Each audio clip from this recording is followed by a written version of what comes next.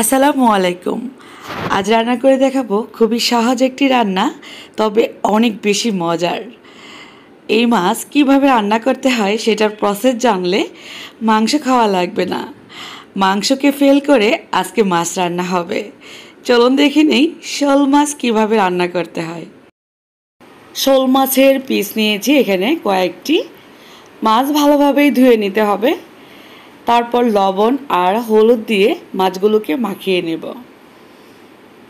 এই মাছ চাইলে কিন্তু ভাজা ছাড়াও রান্না করা যাবে, সেটার প্রসেস আবার একটু ভিন্ন রকম। তো লবণ আর হলুদ দিয়ে আমি মাখিয়ে রাখলাম মাছটা। এবার চলে যাব কিচেনে। আজকে আমি ভাজা শোল মাছ কীভাবে রান্না করতে হয় সেটাই করে দেখাবো। সবচেয়ে বেশি মজার হবে। সরিষার তেলে মাছগুলো ভেজে নেব। ভালোভাবে তেলটা গরম করে মাছগুলো দিতে হবে, না হয় মাছ লেগে যাবে। সরিষার তেলেই রান্না হবে আমার আজকের রান্না। এই মাছ ভাজতে সময় লাগবে না, জাস্ট একটা পিঠ ভালোভাবে ভেজে নেব, আর অপর পিঠ ভালোভাবে ভাজার দরকার নেই। পুরোপুরি ভাজতে গেলে মাছের টেস্ট নষ্ট হয়ে যাবে। ভাজা হয়ে গেল, আর অপর পাশটা কিভাবে ভাজা হলো দেখিয়ে দিচ্ছি। এই তো হালকা ভাজা। এবার মাছগুলো নামিয়ে রাখবো, আর রান্নাটা করব মাত্র 2 থেকে 3 মিনিটের মধ্যে। অল্প সময় রান্নাটা হয়ে যাবে। আরও একটা কড়াই বসিয়ে দিলাম। মাছের ভাজা তেলটা দিয়ে দিচ্ছি। আরও 2-3 টেবিল চামচ পরিমাণ তেল দিলাম। দিয়ে দিচ্ছি হাফ কাপ পরিমাণ পেঁয়াজ কুচি। এই পেঁয়াজটাকে একটু হালকা ব্রাউন কালার করে ভেজে নেব। এর মধ্যে এলাচ দানা, 2টি তেজপাতা, 2টি দারচিনি ফালি দিয়ে দিচ্ছি। শোল মাছের মধ্যে অবশ্যই গরম মশলা দিতে হবে। সব মাছে গরম মশলা লাগে না। অনেকেই হয়তো বা প্রশ্ন করেন, আপু গরম মশলা দিলেন কেন? কিছু কিছু মাছে গরম মশলা লাগে।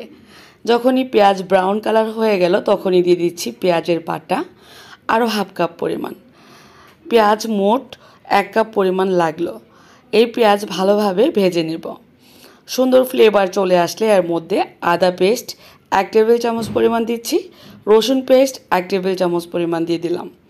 পেঁয়াজের সাথে আদা রসুনের পেস্টটাকে ভালোভাবে ভেজে নিব। এতে করে কাঁচা গন্ধভাবটা থাকবে না।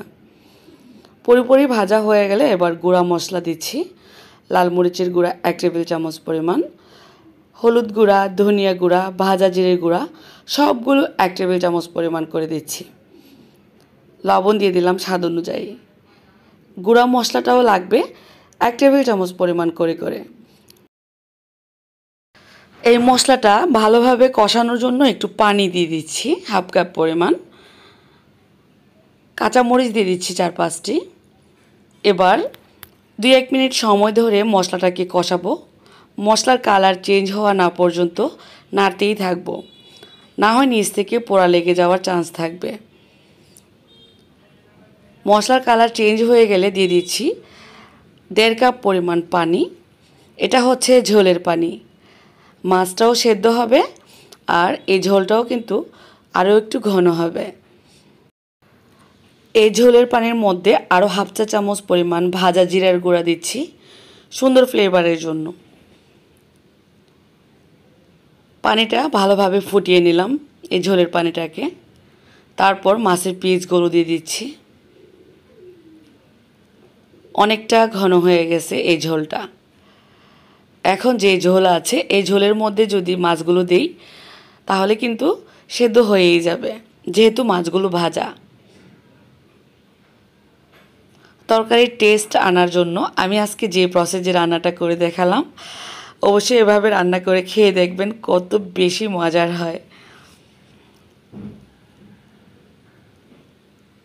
এখন শুধু 2-3 মিনিট রান্না করব অল্প হিটে। তলানিতে একটু পরপর নেড়ে চেড়ে দেব যাতে করে মশলাটা লেগে না যায়। এই সময়ে ঝোলটা অনেকটা ঘন হয়ে গেছে, লেগে যাওয়ার অনেকটাই চান্স থাকবে। সবশেষে ধনিয়া পাতা দিয়ে দিব। ধনিয়া পাতা দিলে টেস্টটা আরও একটু বেড়ে যাবে।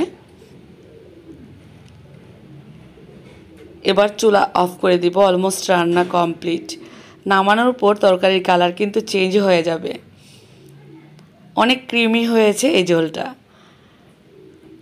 মাংস তরকারি লাগবে না, এই মাছের তরকারি যদি বাসায় রান্না থাকে শোল মাছ আমরা অনেকেই খেতে চাই না, এভাবে রান্না করলে যে না খাবে সেও খাবে।